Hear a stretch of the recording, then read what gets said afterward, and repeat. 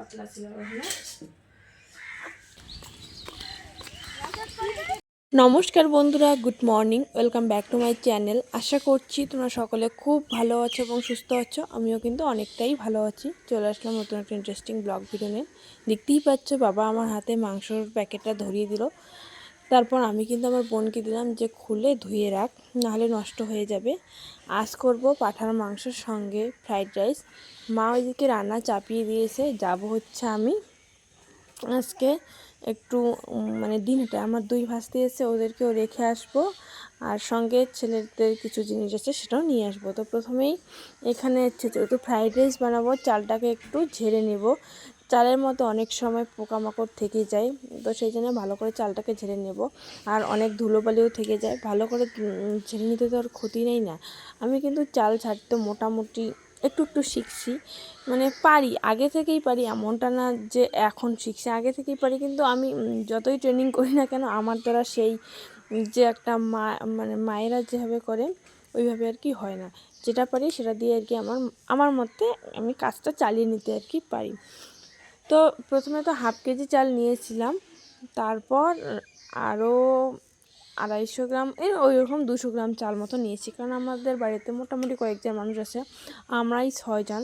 তার মধ্যে আমার দুই ভাস্তি, একটা দাদু আবার আজকে আসতে চাইছে। ওই দাদুটা ভীষণ পরিমাণে অসুস্থ, তো জানি না তো আসবে কি না, সেই জন্য প্রথমে আর কি চালটা নিয়েছি অল্প, তারপর কিন্তু আবার নিয়েছি চালটা ভালো করে নিয়ে যে এই গামলাটাতে নিচ্ছি। ওইদিকে কিন্তু আমি জল বসিয়ে দিয়েছি ভাতের জন্য।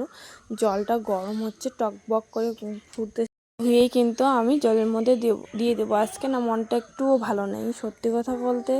এখন না আমার থেকে আমার ছেলেদের যদি কোনো কিছু হয় তাহলে আর মন একদমই ভালো থাকে না, কি করি কি না করি কিছুই বুঝতে পারি না। তো এই যে জল কিন্তু দেখো এতটা গরম হয়েছে, আর এই যে আমি চালটা দিচ্ছি। চালটা দিয়ে কিন্তু আমি আর কোনো রকম ভিডিও করিনি, সত্যি কথা বলতে। ওই যে বললাম কিচ্ছু ভালো লাগে না, শুধু বলি যে কখন সব কিছু ঠিকঠাক হয়ে যায়। তো আদৌ ঠিকঠাক হতে কিন্তু অনেকটাই টাইম লেগে যায়। কে তো বলাই হয়নি, আমি আগে থেকেই জলের মধ্যে একটু লেবু রস, তারপর সাদা তেল আর গরম মশলা যা যা ছিল আর কি দিয়েছি। বাড়িতে তেজপাতা ছিল না, তেজপাতা দিলে ভালো হয়, কিন্তু যা না ছিল সেটা নিয়ে আর মাথা ঘামাইনি, যা ছিল সেটা দিয়ে আর কি কাজটা চালিয়ে দিয়েছি কোনো রকমে। যাই হোক, যেটা থাকে সেটা দিয়ে আমার মনে হয় এখন মানে চালিয়ে নেওয়া উচিত, কারণ আমাদের বাড়ি থেকে বাজার অনেকটাই দূরে, আর সব কিছু সবসময় হাতের কাছে পাওয়াও যায় না। তো যাই হোক, এগুলো করতে করতে আমি কিন্তু এদিকে গাজরটা কেটে নিয়েছিলাম। বাড়িতে ক্যাপসিকামও ছিল না, বিনসও ছিল না, শুধুমাত্র গাজর ছিল।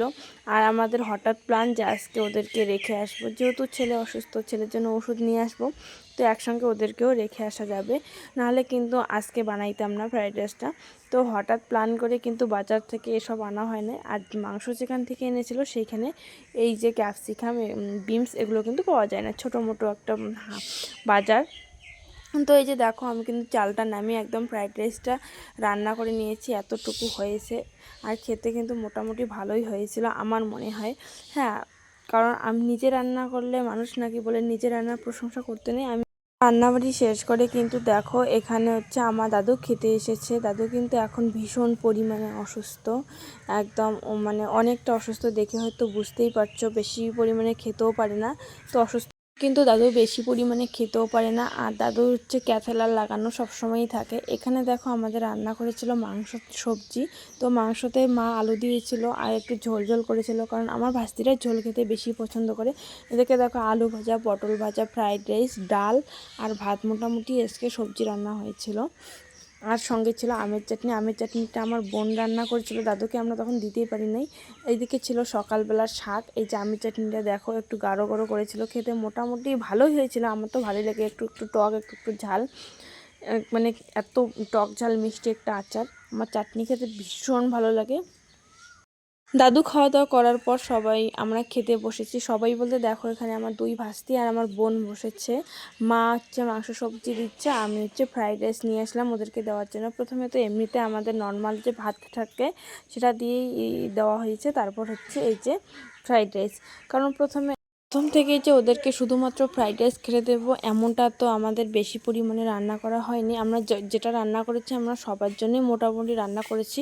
আর আমরা বাড়ির সবাই ভীষণ পরিমাণে ফ্রাইড রাইস খেতে পছন্দ করি। বিশেষ করে আমার বাবা তো মানে একটু বেশি পরিমাণে খেতে পছন্দ করে। বাবা কিন্তু মাঝে মধ্যেই এই যে চালটা রেখে আনে।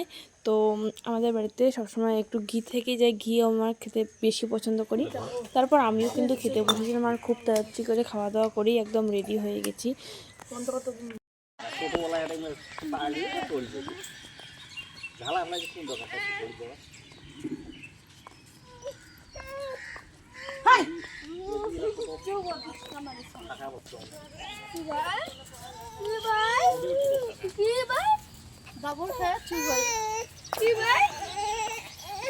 চুপ।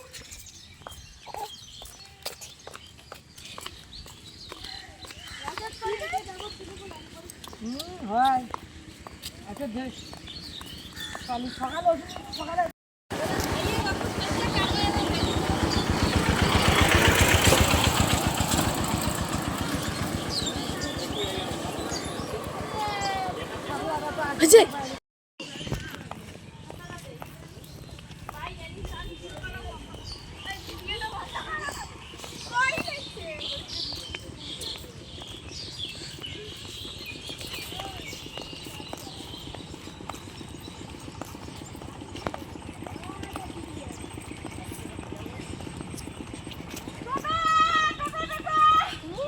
তোর কইতে কইতে আমার বসে শেষ।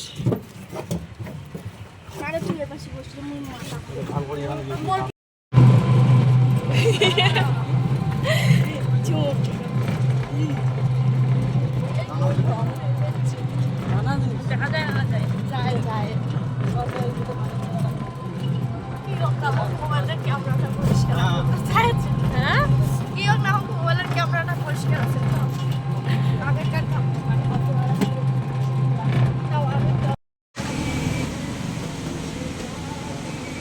আমরা এখন চলে আসছি দিনহাটাতে। আর ওর মা আসবে বলে এখনো আসার নাম নেই। মানে কি হাল অবস্থাটা যে কি খারাপ। ওর মা বলছে যে ওকে হসপিটালের সামনে রেখে যাও। আমি ভাবছি রেখে যাব, তারপর ওর হারিয়ে যায় নাকি, দেখা যাক কি হয়। শেষ পর্যন্ত হসপিটাল অবধি তো যাচ্ছি আগে হেঁটে। আসছে নাকি আসেনি সেটা তো পরের কথা। তো আমরা এখন আসছি মানে ওদেরকে হসপিটাল অবধি নিয়ে না গিয়ে আমি যাচ্ছি একটু মেলায়। মানে এখানে একটা মেলা বসছে, আদৌ বসছে কি না, কালকে শুরু হয়েছে, এটা মানে ডেট দিয়েছে। যদি শুরু হয়েছে তাহলে একটু ঘোরাবো, কারণ অতক্ষণ ওয়েট করার থেকে একটু মেলা ঘোরা অনেক বেশি ভালো। মোরাটা এখন ভিডিও বানাচ্ছে।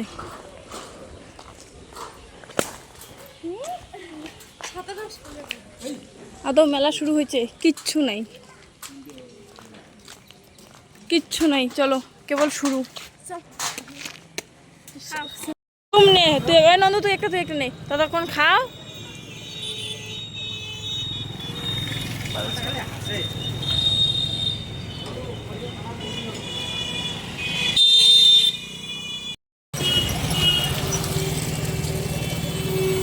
মা বাপটা কি মানুষ।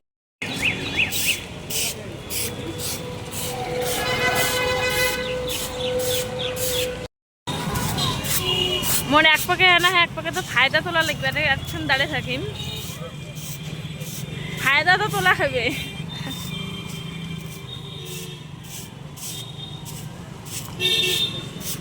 ঝুমগুলো মানে মাউরিয়ে সামান্য দেখা